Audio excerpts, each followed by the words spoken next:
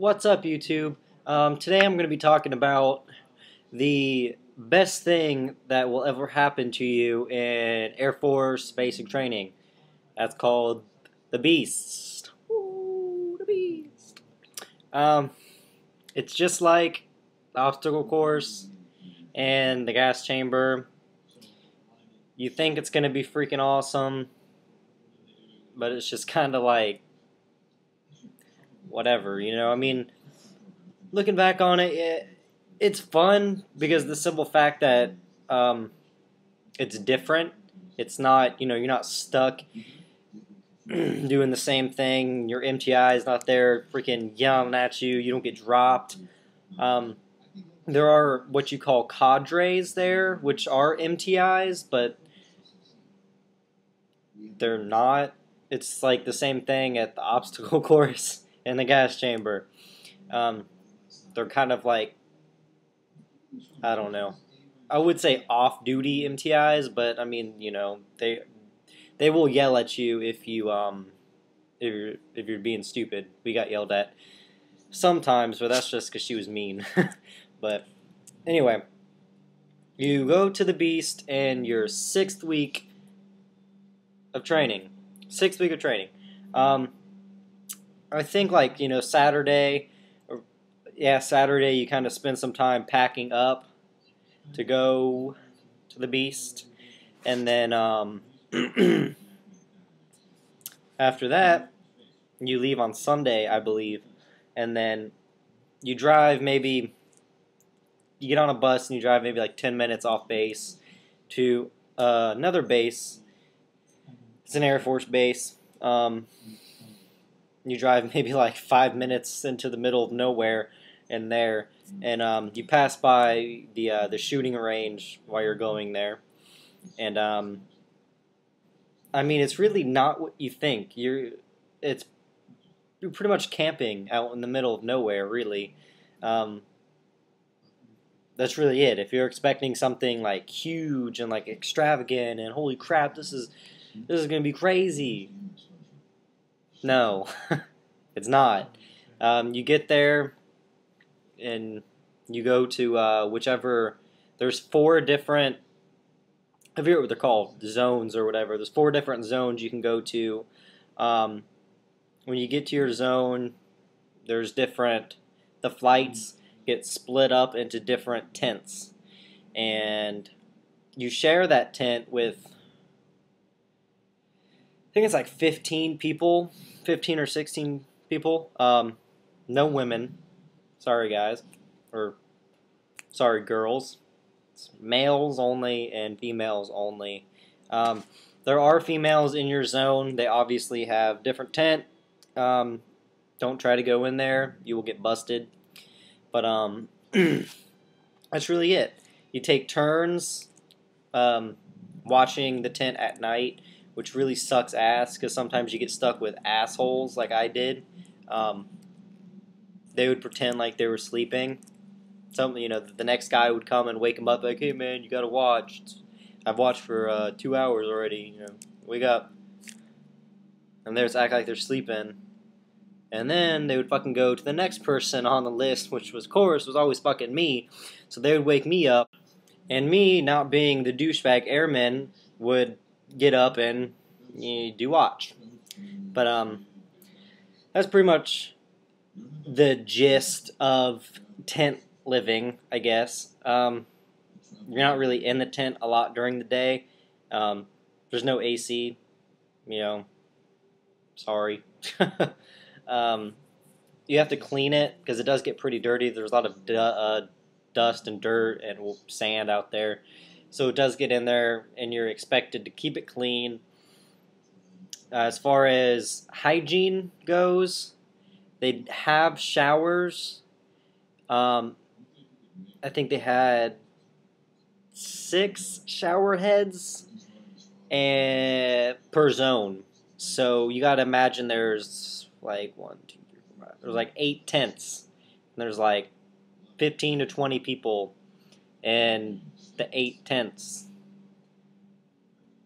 Yeah. And you have like 30, 45 minutes to shower. I mean, you can add that up. Women, you get your own time, your own personal time allotted to you because you're special.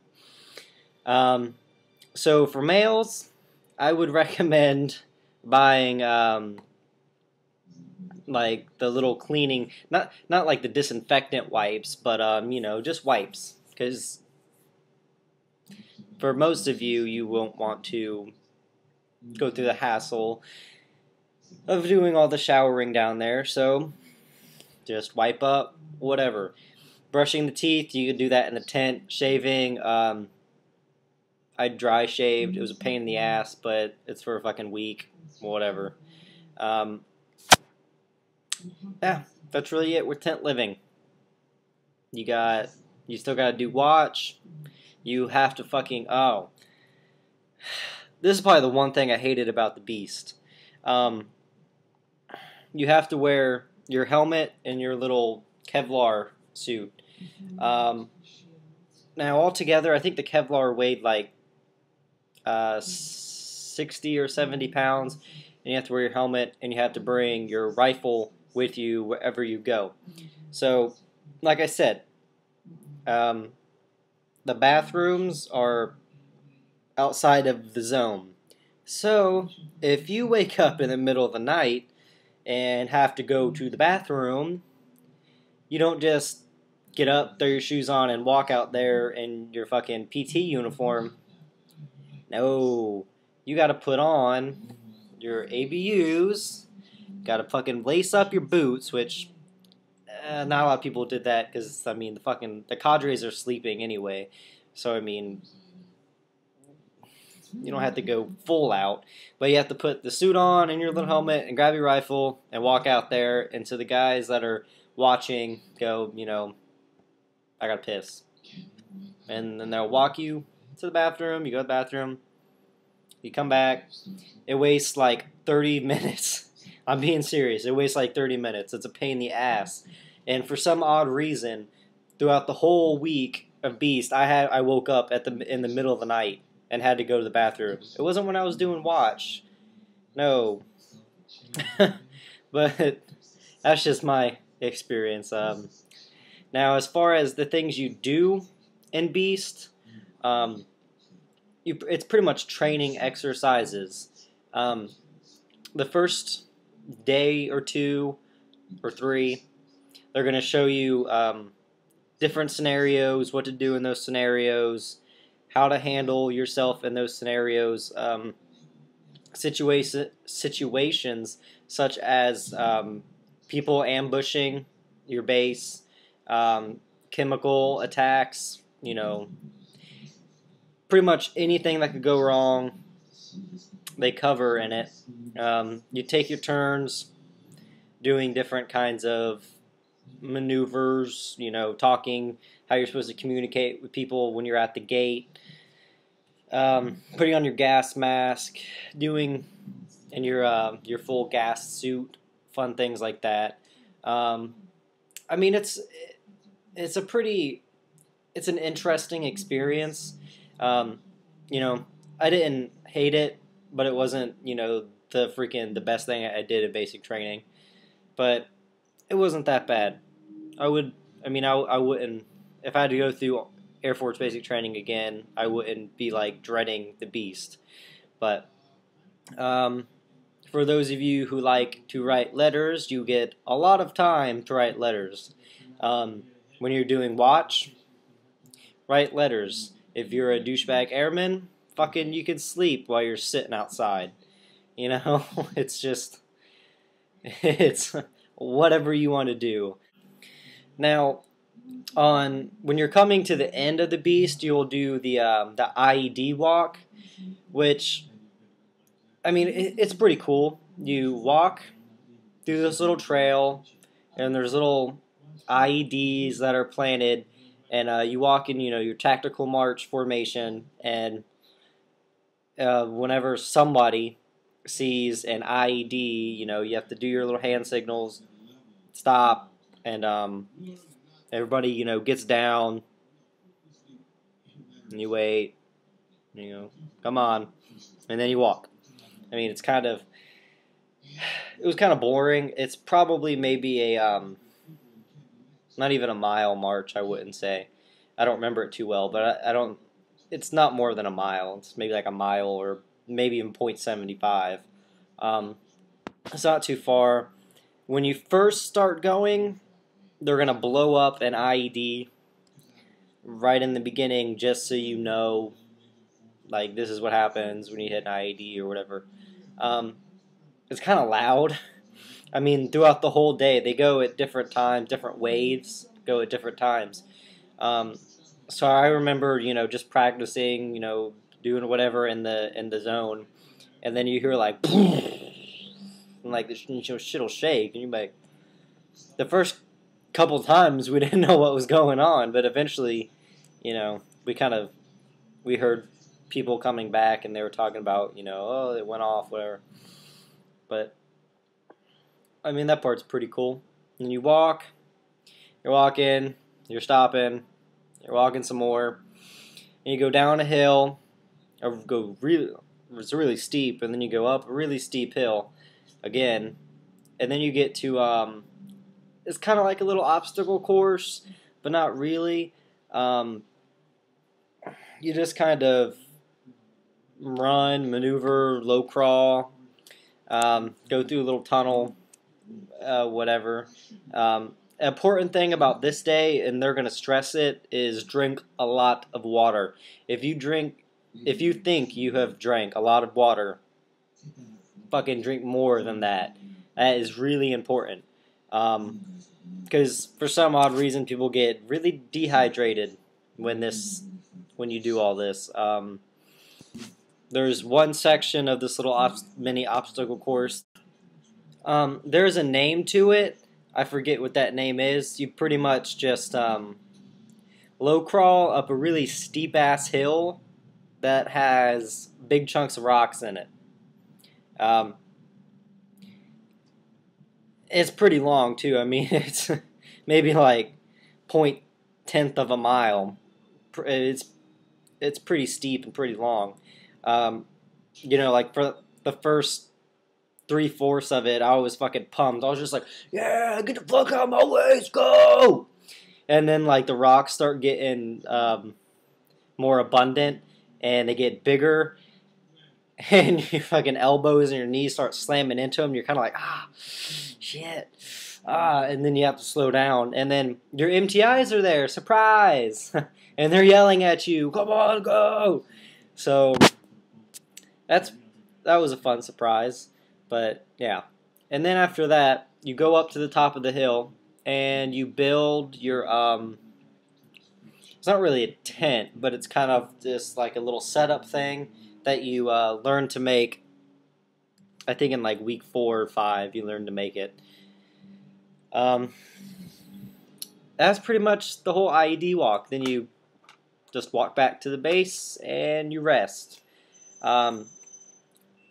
I think the day before last of the beast, you do your whole testing, which is just they give you all the things you've been practicing, and they test you on it and grade you, and if you pass, you pass.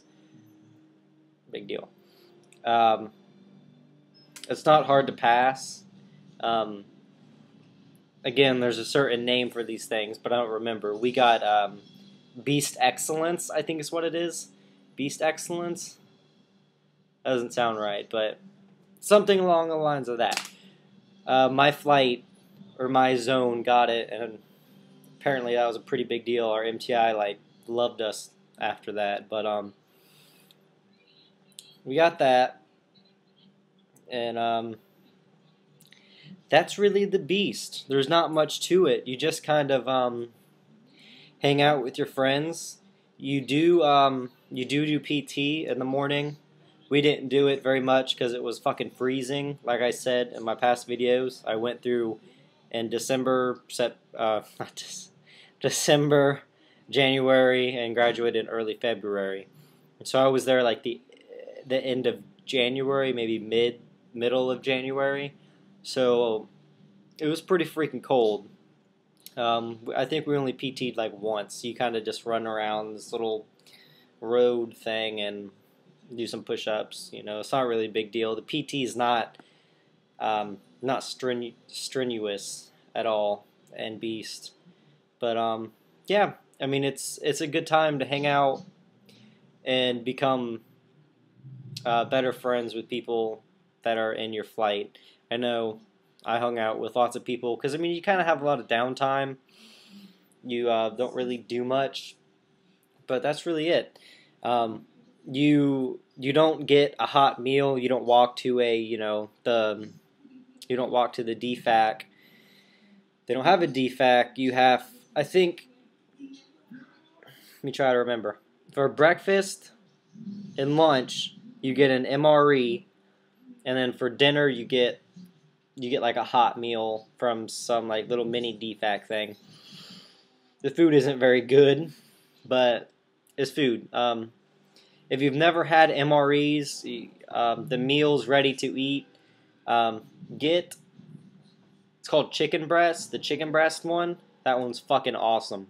It comes with M&Ms and like all this other cool candy, which the MTIs don't let you have them. Like if you're when you're not in Beast, when you get the MREs, the MTIs do not let you have the candy. But the cadres don't really give a crap. So you can have Skittles, you can have the M&Ms, you can have whatever. They have little coffee beans too. You can eat those and you can get all freaking hyped up and caffeine. I don't recommend that because you haven't had caffeine in like 2 months. But that's really it. The Beast is something that it's not hard. It's really just kind of the next step. I mean, when you graduate out of Beast, you're in the 7th week. You know, you're on the last. You're almost done. You know, just that feeling. 7th week is not hard. It's more focused on the PT aspect because at the beginning of 8th week you take your PT test, and if you don't pass the PT test, you don't graduate. So 7th week is kind of all about 7th. I'll be honest, 7th week sucks ass. It's probably one of the worst weeks besides like the 1st and the 2nd.